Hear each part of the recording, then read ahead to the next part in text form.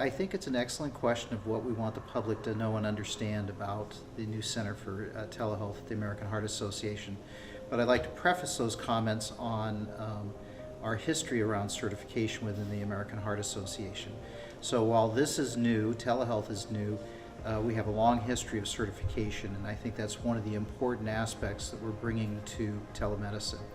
So the first certification programs were acute hospital-based, primarily around stroke, and the stroke certification is over a decade old and was done jointly with the Joint Commission, and that has expanded to multiple programs where we do certification in the inpatient side.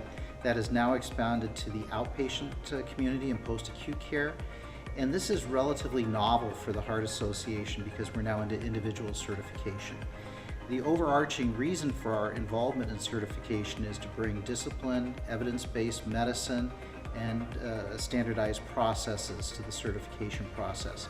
And given the explosion of telemedicine and its infiltration into the treatment of patients, we want to make sure that we bring that same evidence-based, scientifically based approach to the certification process. So the practitioner will end up with a certification. We think that will be helpful to them from an institutional standpoint, that they've gone through some educational program around it. We think it's going to help standardize the process for other professionals so that there's a consistency in how telemedicine is provided.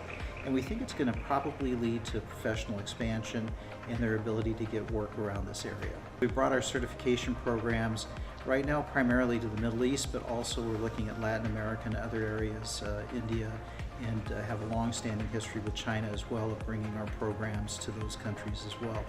So I would see the certification eventually in the not-too-distant future being expanded to these same international communities as well.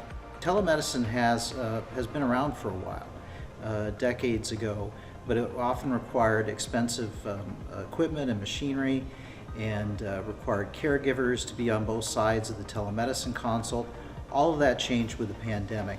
And not just with the pandemic, and this is true not just for telemedicine, but in business, Zoom, Microsoft Teams, Google Meet, all provided platforms for people to be able to have relatively easy access to a telemedicine visit. That and the integration of it into the electronic medical records also became very important, which really did not exist pre-pandemic. So the last element of telemedicine that was difficult was the reimbursement. It was generally not reimbursed until the pandemic, and now that there's an economic motivation to use telemedicine, we really think that it's going to be here to stay. The hope is that telemedicine not only provides a better way to interact with patients, but it expands access to care.